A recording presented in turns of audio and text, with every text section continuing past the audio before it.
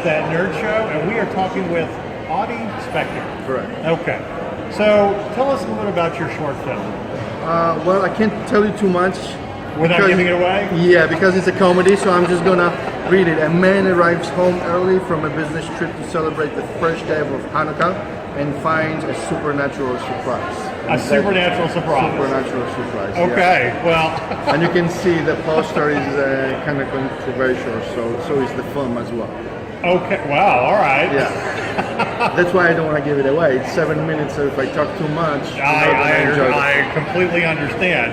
You just let the poster do the talking. That's true, yeah. So we'll start with this. Without giving too much away about your film, how did this idea come to you? Well, this is my second film that I made as a director and a screenwriter with an iPhone, because that's what I do. And this one, I wanted to do Jewish version of The Exorcist. Okay. And then, so that was my first idea. And then I was thinking about it, and the more I thought about it, the crazier it got. Right. So I started to cross the lines and became actually LGBT film with Jewish elements, and it's a comedy. So I'm, trying not to cross the line, but the funny thing is actually the contrast of the two worlds. Right. Well, which brings it to an interesting question, because there's a documentary here at this festival by Jewish entertainers called The Last Laugh. I saw it yesterday. Right, and it sounds like this film would be the perfect short film before that, in talking about the line of satire and stuff. So I think so too, even though this is not about the Holocaust, and that's mostly what we were talking about. But kind of where that line is in comedy and all that. Now, you talk about it's a controversial subject, and people have seen it before. How has it been received? I mean, have you had people kind of look at you strangely with this film? Again, controversial depending on who you're talking to. Right. Some people say it's a good laugh, it's funny, and so on, because it's so not conventional. Right.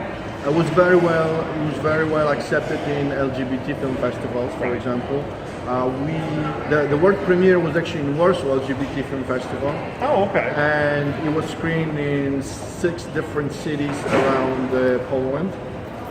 So we had very, very good.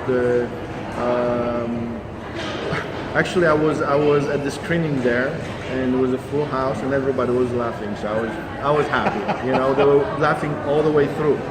So that's the best feedback you can get. Absolutely, absolutely. Is this film that you just hope the audience laughs, or is there a point you're trying to make with it? Well, first of all, I'm an entertainer. I'm also an actor. Right. That's where it all started. I started to make my own films because I didn't want to wait for somebody to call me for the job. Right. This is my second as a director, but I produced some films before, obviously, and I've been independent films. Last year I was on Scandal on TV. I was on Little Isles this year. I had a national commercial running for 6 months last year. It was this year too. Last year and this year for Slim Jim. Actually. Oh, okay. Yeah, I'm a cosmonaut. You may not recognize me without my beard, but yeah, that's what I play. Okay. So is this something that you might want to turn into a feature one day? This one maybe not. And you asked me the question if there is a message, because I do promote the openness. With this film, I'm showing how complex the human being is. We're not just one thing. Right. We can be this, and that. If you're Jewish, doesn't mean you cannot be gay. Right. And you can be father, you can be son. We are wearing so many hats, and sometimes people don't see it that way. They think, oh, this is just one thing. You are just this, or just this. No. We are complex, and that's pretty much it. If you see the film, you know what it is about. But it's fun. It should be fun. First of all, when I make films, I want to make sure they're not boring. That people are entertained. Oh, absolutely. Fun. They're having fun. They don't know what to expect. It's another thing. Because my previous film, the one that was here last year, was about Jewish gay vampire. Okay. which you would discover like throughout, through the path of the film, but you wouldn't know it from the get. I can already tell it's better than Twilight. Just by Well, what you it's a said. comedy, Again, So- still better than Twilight.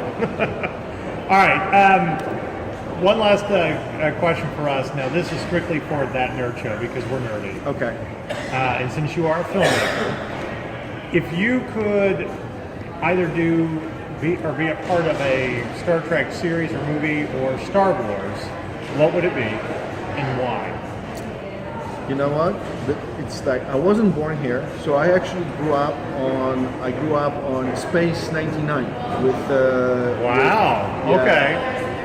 I forgot who was in it, but I don't know if you know yeah. that series. Oh, yeah. You know that one. So this is the one that we had on TV, and the first thing I saw in the cinema was Star Wars. We never saw Star Trek. Right.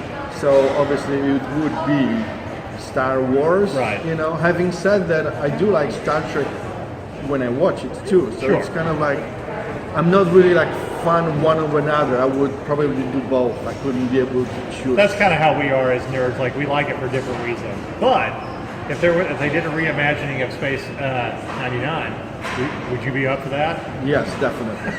Definitely. Good answer. I couldn't wait to, there was like once a week, and I remember I would save the time just to watch that program. Well, Netflix is bringing back Lost in Space. I don't know why we can't bring this back. Yeah, lots of people don't know about that show. It's Martin Landau was. Yeah.